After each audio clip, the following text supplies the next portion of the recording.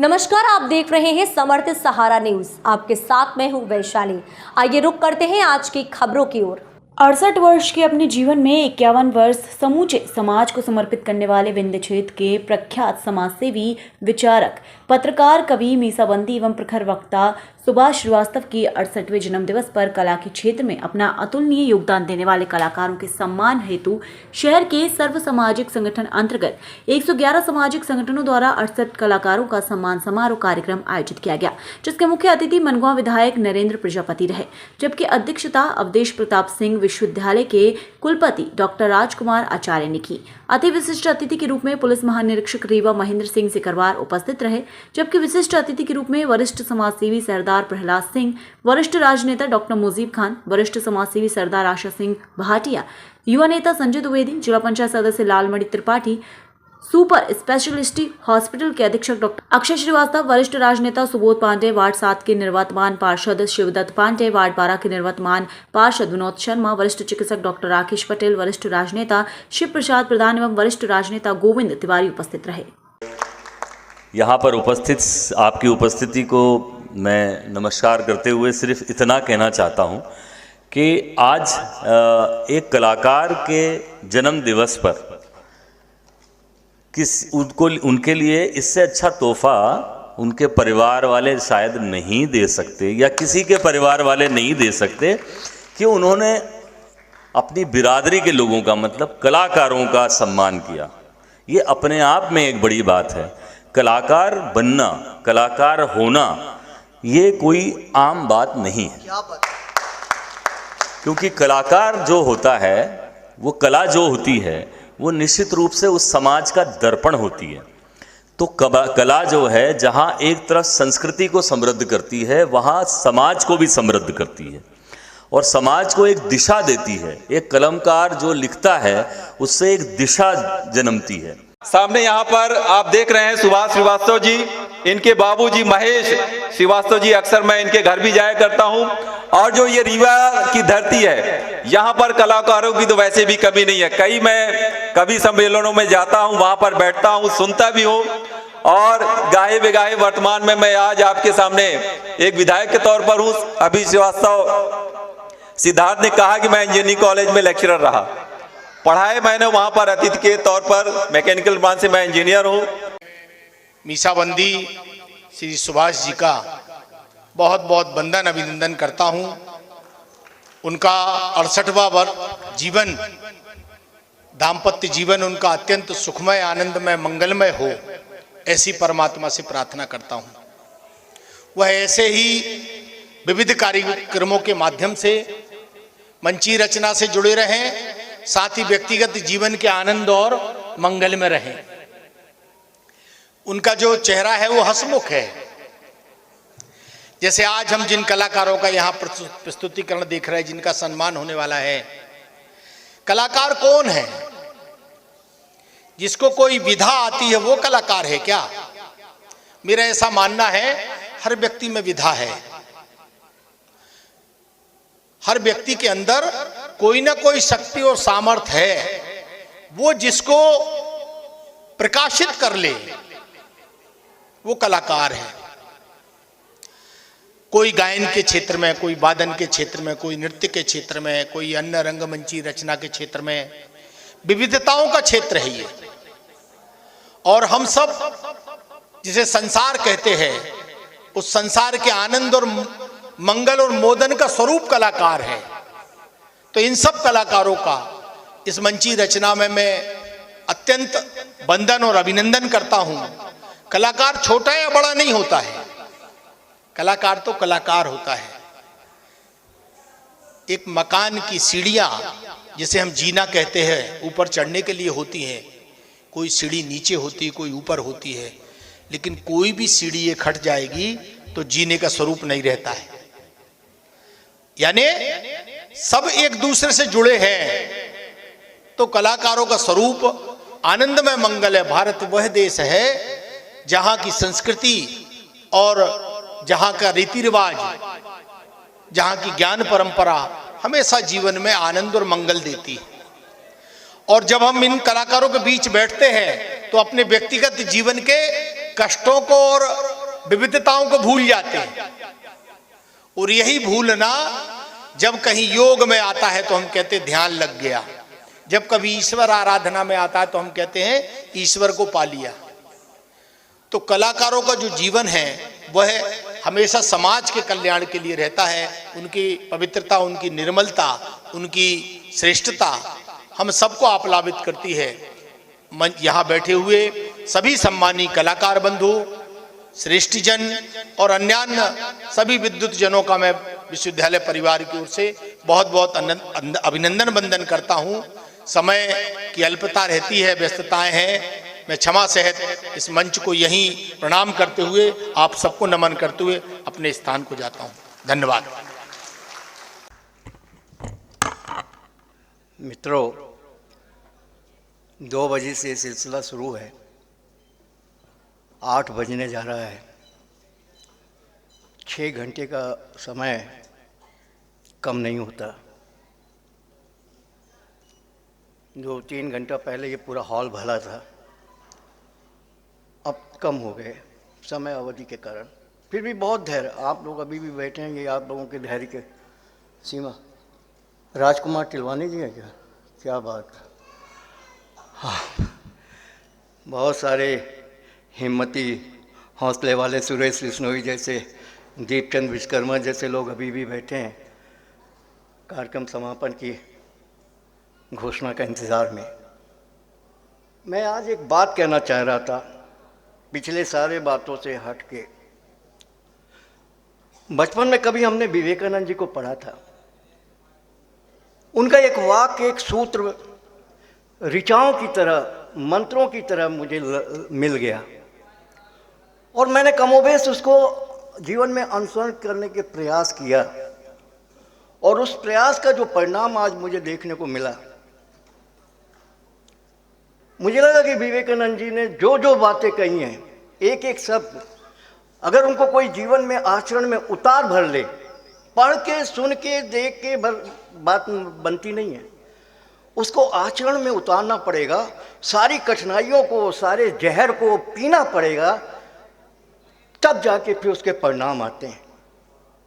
और वो उनका वाक्य था, आदर्श वाक्य, कि संकुचन मौत है और विस्तार जीवन।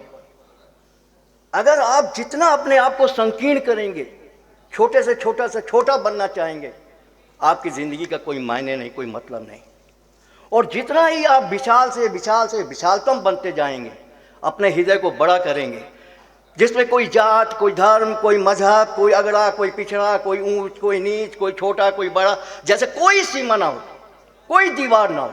इंसान को आप सिर्फ इंसान मान के उसके ज़रूरत में खड़े हो जाइए।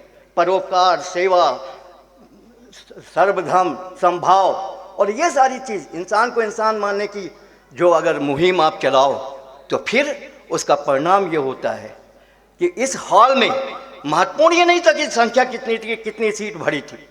महत्वपूर्ण ये है कि उसमें हिंदू भी थे, उसमें मुसलमान भी थे, उसमें सिख भी थे, उसमें ईसाई भी थे, उसमें पिछड़े भी थे, उसमें अगड़े भी थे, यानी हर जाति, धर्म, मजहब के लोग यहाँ प्रतिनिधित्व कर रहे थे। और वो इस बात का प्रतीक है कि मैंने अपने जीवन में इंसान को सिर्फ इंसान माना और उसी इंसानियत का परिणाम है कि आज होड़ लगी थी कि हर कोई सम्मान करना चाहता। ये मेरा सम्मान नहीं था, ये व्यक्तिगत सुभाष श्रीवास्तव का सम्मान है। अगर मैंने बुरे कर्म किए होते, लोगों के साथ गलत व्यवहार किया होता, लोगों के साथ फ्रॉड किया होता, लोगों के साथ झूठ बोला होता, लोगों के साथ हिंसा की होती, घृणा किया होता, नफरत की होती, गाली गलौज किया होता, तो शायद ये सम्मान, ये प्रेम तो कभी मिल ही नहीं सकता था जीवन में। लेकिन एक बात मैं कहना चाहता हूँ, सूर्य दुर्लभ सद गंधई गावा, बड़े भाग मानस तन पावा।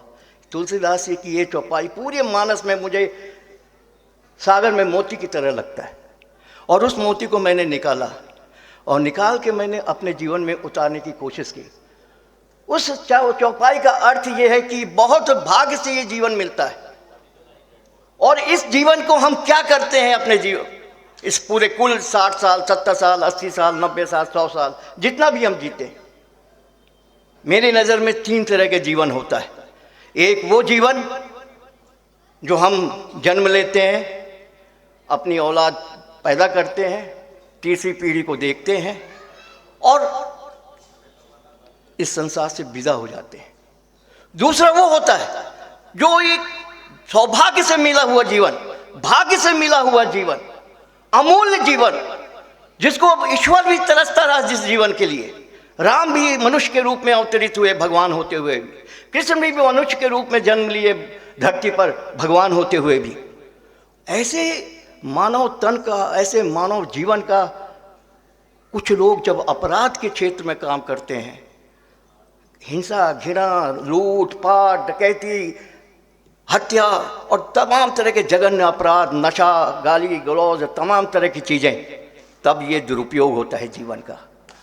और इस उपयोग और दुरुपयोग के बाद मेरी नज़र में जो असली चीज़ है, जो मैं पूरे शहर, समाज और संसार को बताना चाहता हूँ, जो मुझे अपने पुरखों से मिला, महापुरुषों से मिला है, चिंतकों और विचारकों से मिला है, कि तीसरे तरह की जो जीवन है उसका आप आत्मचिंतन करिए, निरीक्षण करिए अपने आप में।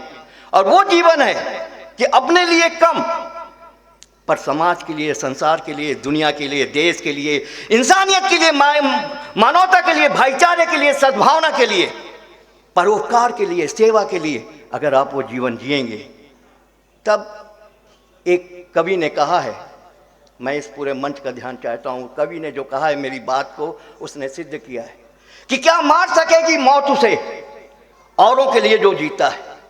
क्या मार सकेगी मौत उसे औरों के लिए जो जीता है। मिलता है जहां का प्यार उसे औरों के जो आंसू पीता है। मिलता है जहां का प्यार उसे औरों के जो आंसू पीता है। और दिलशाद का मतलब है दूसरों के दिल में रहना। जिंदगी ऐसी बना जिंदा रहे दिलशाद तू। जिंदगी ऐसी बना जिंदा रहे दिलशाद तू।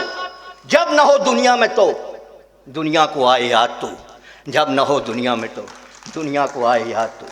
और इस स्मृति में, संस्मरण में, यादों में, विचारों में रहने वाले वही लोग हुए हैं, बुद्ध से लेके, कबीर से लेके, गांधी से लेके, विवेकानंद तक, जिन्होंने अपने लिए नहीं, समाज के लिए, इंसानियत के लिए, मानवता के लिए, भाईचारे के लिए, सद्भावना के लिए अपना जीवन गुजार दिया, कष्टों में, मुसीबतों में, परेशानियों में। और तब भी कवि गीतकार कहता है कि अपने लिए जिए तो क्या जिए, अपने लिए जिए तो क्या जिए, ऐ दिल तू जी जमाने के लिए, ऐ दिल तू जी जमाने के लिए। और मेरा मानना है कि जीना तो है उसी का जिसने ये राज जाना। जीना तो है उसी का जिसने ये राज जाना। है काम आदमी का औरों के काम आना। है काम आदमी का औरों काम। आज का जो मकसद था इस आयोजन का, निसंदेह कलाकारों का सम्मान। उन कलाकारों का जो कला एकाएक किसी के जीवन में नहीं आती। हर कलाकार को तपस्या करना पड़ता है कला की प्राप्ति के लिए, साधना करना पड़ता है। साधक जो होता है वो कला प्राप्त कर, चाहे वो गायन का हो, नृत्य का हो, संगीत का हो। दुनिया में जितने भी कलाकार हुए हैं उनके बैकग्राउंड में, उनके पृष्ठभूमि में, जीवन में झांकेंगे तो देखेंगे अभाव में, मुसीबत में, परेशानी में, संकट में, विषम परिस्थितियों में भी उन्होंने साधना की। तब जाके सितार वादक अलाउद्दीन खान हुए, तब बिस्मिल्ला खां हुए शहनाई वादक, और इस तरह के लता मंगेशकर होती हैं तब कलाकार, गायक कलाकार, और न जाने कितने ऐसे नाम दुनिया, देश और दुनिया में, समाज में हैं। और हमारे छोटे छोटे शहर में, कस्बों में भी कलाकार हैं, बशर्ते उनको देखने वाला नजर चाहिए, हीरे की परख करने वाला कोई जौहरी चाहिए। अफसोस ये है कि कलाकारों की उपेक्षा, अपमान, तिरस्कार, न जाने क्या क्या, जिनको सराखों पे बैठाना चाहिए। मैं उन 106 संगठनों का विशेष तौर पे आभारी हूँ और दिल से मैं तो कहता हूँ कि मैं उनका ऋणी हूँ जिन्होंने मिलकर इस कार्यक्रम को आयोजित किया। और एक से एक कलाकारों को, गांव-गांव के कलाकारों को, लुके छुपे कलाकारों को, गांव गली गलियारे के कलाकारों को ढूंढ ढूंढ के निकाला और उनका यहाँ इस मंच में सम्मान किया, जिसकी उन्होंने कभी कल्पना नहीं की थी। अब आप बताइए, हमारे आईजी साहब सुपारी के बारे में अगर जानते होंगे तो केवल इतना कि तम्बाकू में और पान में खाया जाता है, लेकिन दुनिया को रीवा ने ये बताया और रीवा में राकेश कुंदेल ने बताया कि सुपारी को आप खाइए भी, सजाइए भी। यानी आप उसको पान में खा भी सकते हैं, सुपारी को आप तम्बाकू में खा भी सकते हैं, लेकिन उस अगर कलाकार राकेश कुंदेरिया उनका परिवार, उनके जैसा परिवार हो, तो फिर वो सुपारी की छड़ी बन सकती है, सुपारी के गणेश जी बन सकते हैं, सुपारी का ताजमहल बन सकता है, सुपारी की लक्ष्मी जी हो सकती हैं। और वो सुपारी से बाहर की दुनिया में इसका बड़ा महत्व है। जब लोगों के पास हो जाता है, अमेरिका, इंग्लैंड, जापान, भारत सरकार जब उस सुपारी के खिलौने पर गंभीरता से सोच रही है व्यापार और व्यवसाय के लिए। इसी तरह से यहाँ मूर्ति बनाने वाला मूर्तिकार बावनी बंधु, बावनी परिवार, जिसने 80 फुट के विवेकानंद को खड़ा कर दिया, जिसने कितने सुभाष चंद्र बोस और न जाने कितने बड़े गांधी की मूर्ति बनाई, एकदम बोलती हुई सजीव मूर्ति। ऐसे बावनी परिवार उपेक्षित हो। ये मेन रोड में यहाँ पर TRS कॉलेज के सामने उनका परिवार 3 पीढ़ी से वो मूर्ति कला में लगे हुए हैं। ऐसे तमाम कलाकार, या जो यहाँ पर गायिका के क्षेत्र में यहाँ मणिमाला सिंह, रीति सरगम पांडे और ये जितने कलाकार यहाँ आए, उनकी टीम के लोग, इन्होंने साधना की, एक दिन में ये कलाकार नहीं हुए। और ऐसे कलाकारों को अगर खोज के उनका सम्मान किया गया है, तो मैं इस सर्व सामाजिक संगठन के सारे पदाधिकारियों, सारे संगठन के सदस्यों और अधिकारियों का मैं ऋणी हूँ, आभारी हूँ और उनको विशेष धन्यवाद देता हूँ यहाँ आने के लिए, यहाँ सबको बुलाने के लिए, इस आयोजन को करने के लिए। इस खबर में फिलहाल इतना ही। आगे की तमाम अपडेट्स के जानने के लिए जुड़े रहें समर्थ सहारा न्यूज़ के साथ। नमस्कार।